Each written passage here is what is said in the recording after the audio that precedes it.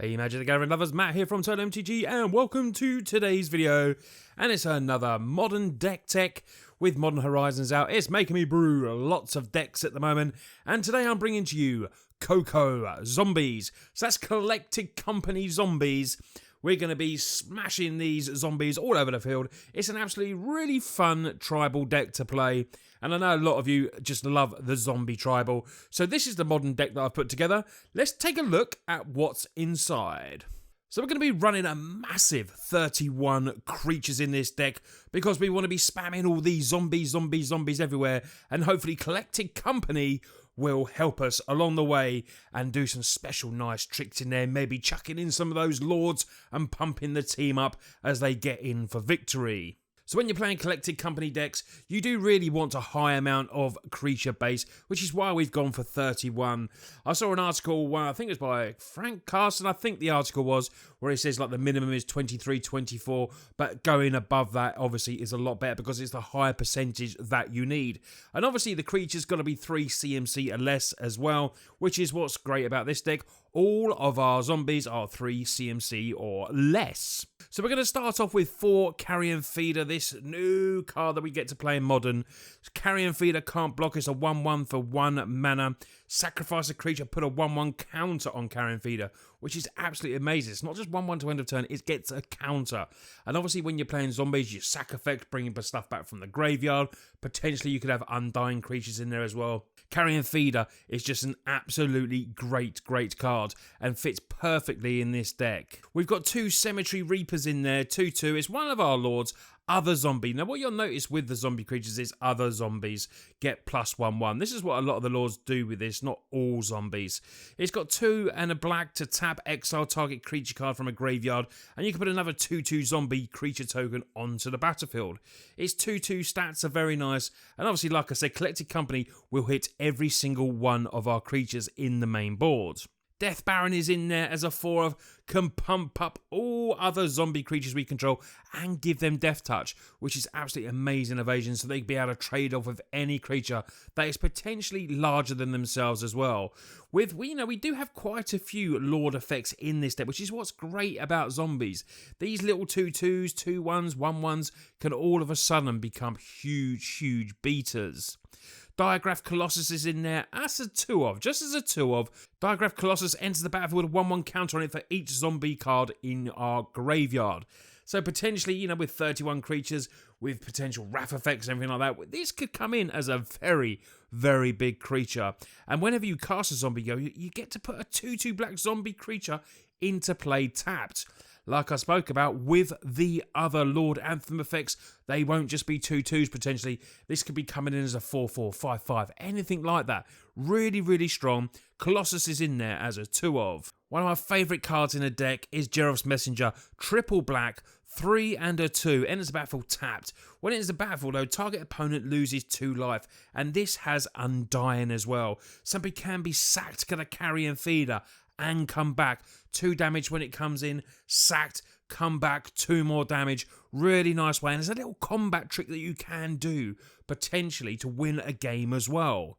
Gravecrawler in there as a 4 because this can be cast from the graveyard as long as you control a zombie. A 2/1 for 1, very strong. Sack it to the Carrion Feeder, bring it back, play it again, sack it, bring it back, play it again.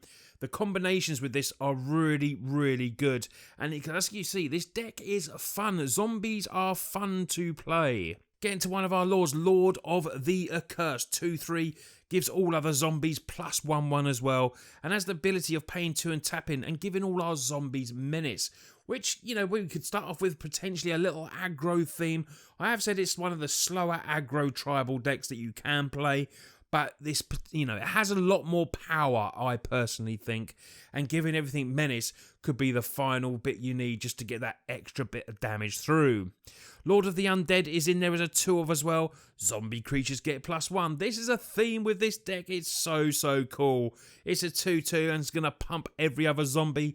And other zombies that have the same effect are just going to pump Lord of the Undead as well. Pay 2, return target zombie card from your graveyard to your hand. More fodder for the Carrion Feeder, which is really nice. And of course, Undead Ogre is going to work perfectly with the sacking effect. whenever an undead ogre or another zombie you control dies, this is our card drawing engine. You draw a card, but you do lose a life, which is what black does. Black always taxes you when you're doing stuff in your deck. But this is a great effect to sack, put counters on, and potentially maybe feed up for a Diagraph Colossus, sacking Geros Messenger, doing damage when it comes back in, losing a bit of life, and then drawing cards. The deck can really combo off. We're going to get to, we got just 7 spells in there, and of course the main spell is Collected Company. It's in there. A lot of decks in tribal decks will use Ether Vial. I wanted to use Collected Company because I think, it's a little bit different. It's not the standard, just play your zombies and play your Ether Vial. I like the ability of playing Collected Companies, and it could be a little bit, people may not expect it, of course, as well, which is what's really cool. Collected Company, look at the top 6 cards, put 2 creature cards, we cover to wheels 3 or less, onto the battlefield. So potentially if we're getting any of those laws, they will pump up the other creatures as they're attacking. We're going to get some cool interactions with this. And because of the 31 creatures, we've got such a high percentage of drawing 2 creatures every time we do this. The last 3 spells are some removal. We've got a single Abrupt Decay in there. And we've also got a couple of Assassin's Trophy because we're playing green, which means we can add in some really premium removal like Abrupt Decay and Assassin's Trophy. So now we're going to go and take a look at the land. We've got 22 land in total because our average CMC cost is 2.45, I think it was, what I can work out. It was we got some, Cavernous Souls in there because countering stuff is a bit of a nightmare for us. Cavernous Souls, while a very expensive card. Now, if you do want to make this a hell of a lot more budget, you can completely change this mana base. I'm giving you what I think would be the strongest mana base for this deck to make it a lot more competitive. But you know that you can just add in more forests, more swamps, going for some cheaper, dual-coloured lands and stuff like that. You don't need to have these, but these, if you want to make this a little bit more competitive, this is what you need. Cavernous Souls, like I said, we've got the new card as well, Nurturing Peatland, which is going to help with the card draw. Paying 1, sacking it, draw a card, very nice. Or we can pay 1 life, add the green and add the black. We don't want to be wanting for forests here. We've got 4 verdant catacombs, a couple of overgrown tombs as well. And we've got a single forest and going alongside Blooming Marsh. We never want to be without the green. We always want to be able to play Collected Company at any chance. And this will give us plenty of opportunity to do this. Having a couple of Urborg, Tomb of Yumgoth in there as well is great as well because it means we don't get taxed when we're playing the Nurturing Peat. We don't have to pay for that. If we're just tapping for the swamp, we can just tap for swamp with that land and potentially just use that to draw a card later. But early game, if we've not got the Urborg on, you're going to have to pay the 1 life for the peat land.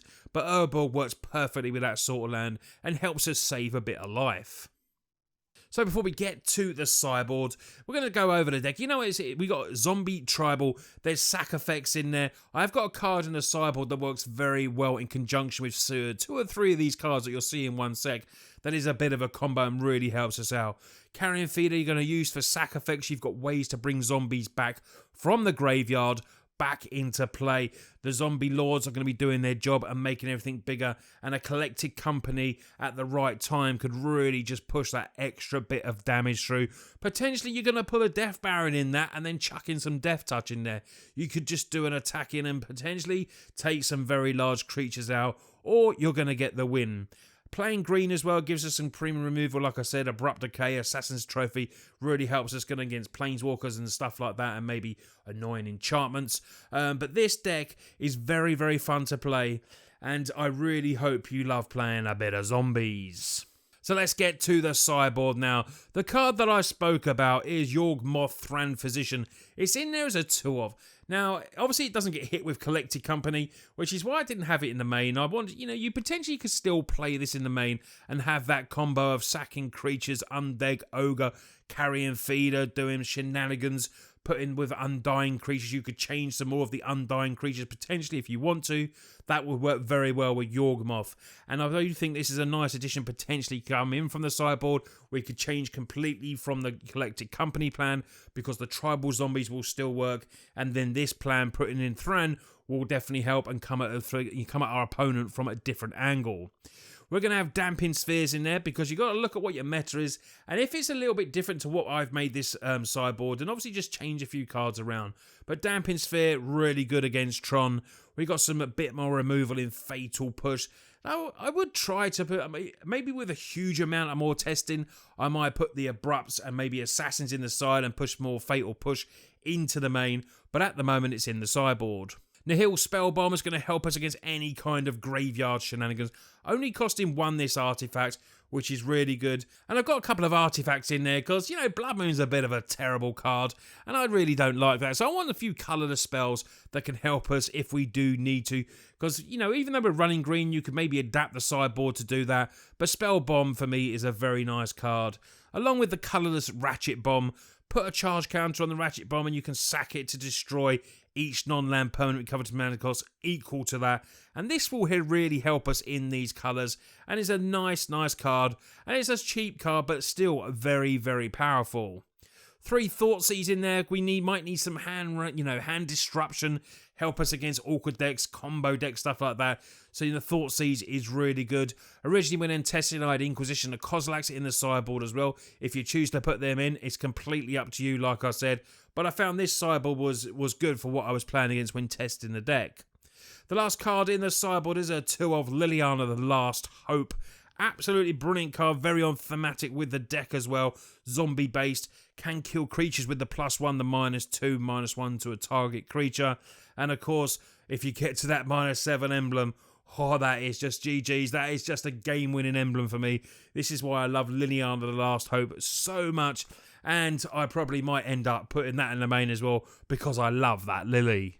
So this is Coco Zombies. I really hope you enjoy this deck. It's really, really fun to play. If you give it loads of thumbs up and comments in the video, perhaps you get to see some gameplay of this. You can check out the deck list through Ether Hub. I've got a link in the description to take you to my Ether Hub site and give you the link for that. And it also means if you buy anything from this, I've got an affiliate link through TCG Player. So if you're going to buy this deck or you want to buy any cards from this, go through my affiliate link and you'll support the Total MTG channel there.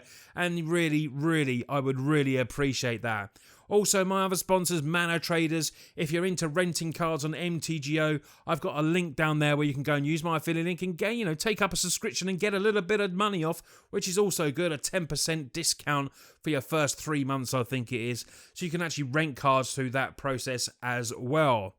Thanks a lot for watching the video. If you are new to the channel, don't forget to hit the subscribe button. I really do appreciate it. Give it a thumbs up. And I'll see you on the next video. We do video every other day here on Total MTG. So lots of content for you to see. You lot take care and I'll see you soon.